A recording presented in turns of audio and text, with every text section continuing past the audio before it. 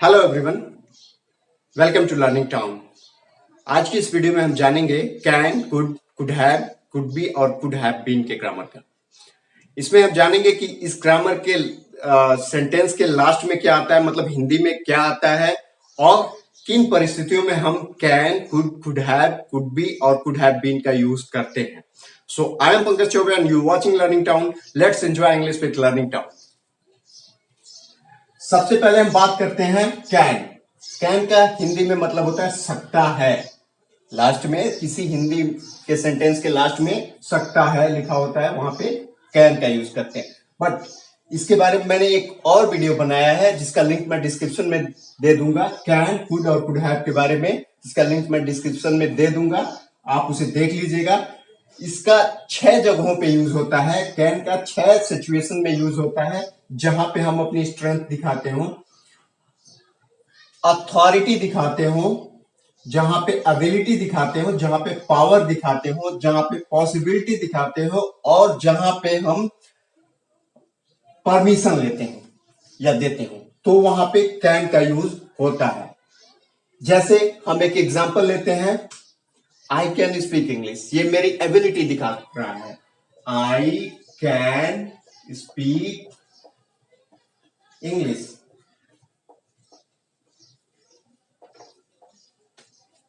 अब इसी सिचुएशन को पास्ट में अगर हमें बोलना है कि मैं इंग्लिश बोल सकता था, I could speak English. Simple. वहां पे अगर पास्ट में बोलना है इन्हीं सारे सिचुएशंस को लेके, तो हम वहां पे कुड का यूज कर लेंगे। I could speak English. एक और एग्जांपल लेते हैं, आई कैन लिफ्ट ट्रक। मैं ट्रक उठा सकता हूं। इसे अगर पास्ट में बोलना हो तो कैसे बोलेंगे? I could lift truck. मैं ट्रक उठा सकता था।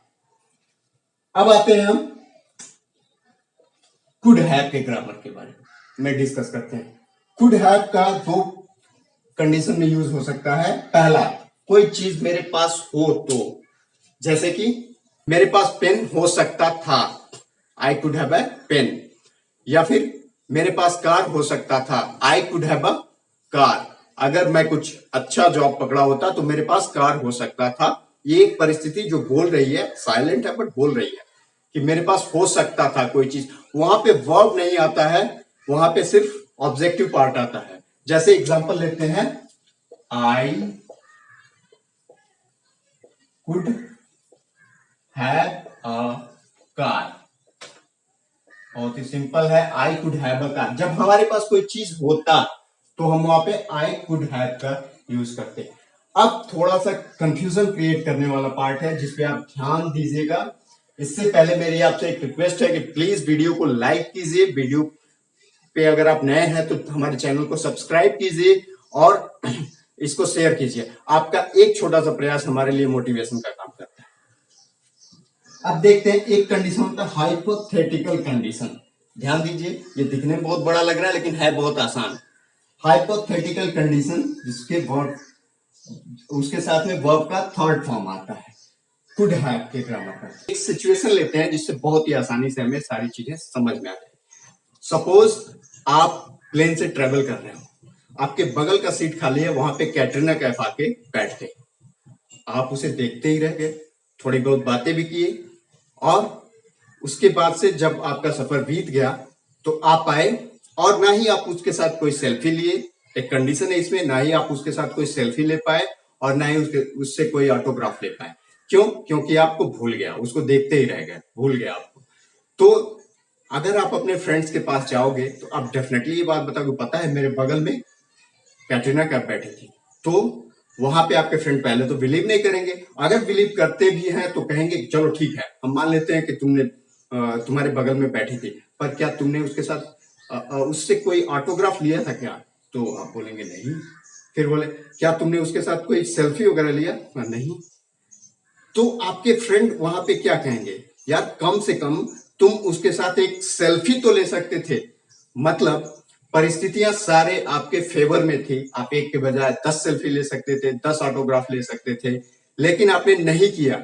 आपको ध्यान ना रहा हो या जो भी हो, आपने नहीं किया, तो वहां पे कुड हैव के ग्रामर का यूज होता है।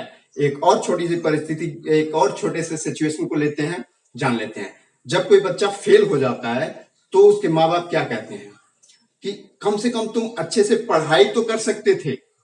फेल हुए या पास हुए बात अलग है, लेकिन मैं तो तुम्हें पढ़ते भी नहीं देखता था, कम से कम तुम अच्छे से पढ़ाई तो कर सकते थे। इस कंडीशन में जहां पे परिस्थितियां आपके फेवर में हो पर आप वो काम नहीं करते हो, तो वहां पे कुड हैव के ग्रामर का यूज होता है, वहां पे वर्ब का थर्ड फॉर्म यूज होता है। तो उसी एग्जांपल को हम बनाते हैं कि at least you could have taken a selfie with her.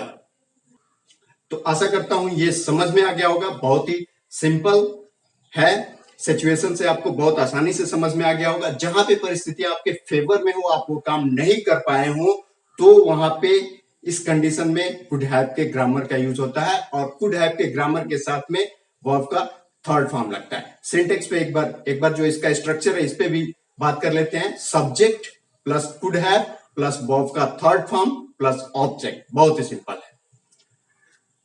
आइए अब इसके बाद से हम देखते हैं कुड बी और कुड हैव बीन के ग्रामर का यूज कैसे करते हैं।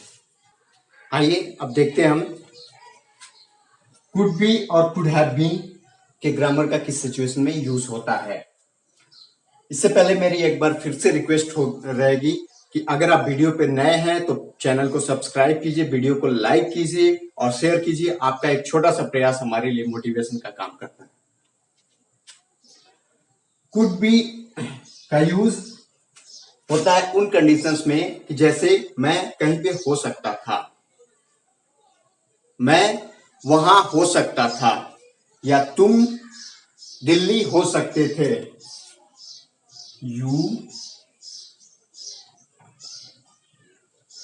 Could be at Delhi.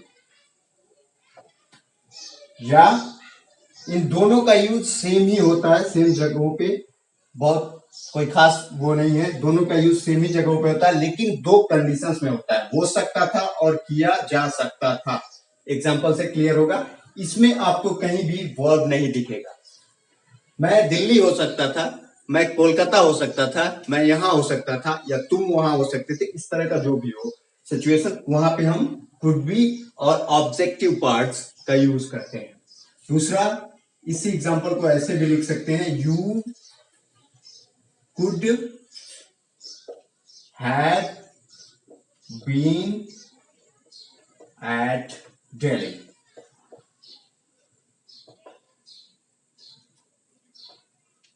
अब दूसरा जो कंडीशन है वो कैसे यूज किया जा सकता है, किया जा सकता था। जैसे मैं कहूं कि तुम्हें दिल्ली भेजा जा सकता था, किसके द्वारा भेजा जा सकता था ये नहीं पता है, तुम्हें दिल्ली भेजा जा सकता था।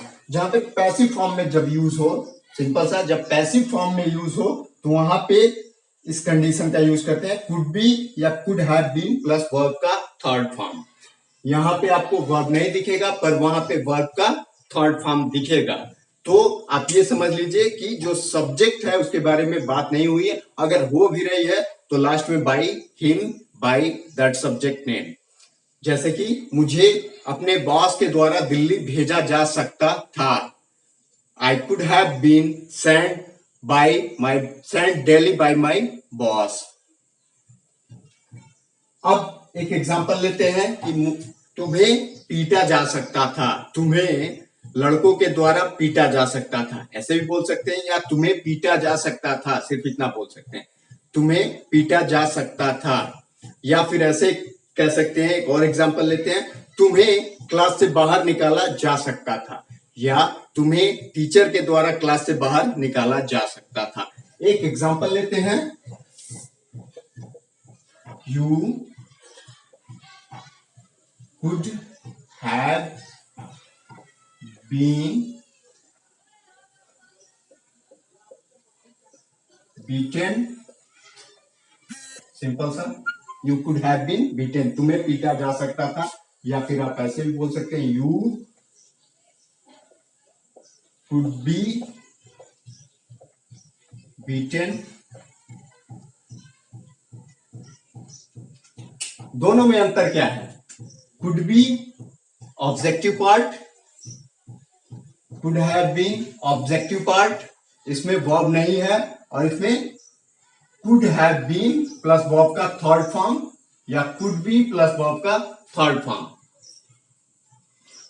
अब एक चीज और ध्यान देना है कि इसमें और इसमें आपको कोई कंफ्यूजन ना हो, क्योंकि इसमें वर्ब का थर्ड फॉर्म है, इसमें वर्ब का थर्ड फॉर्म है।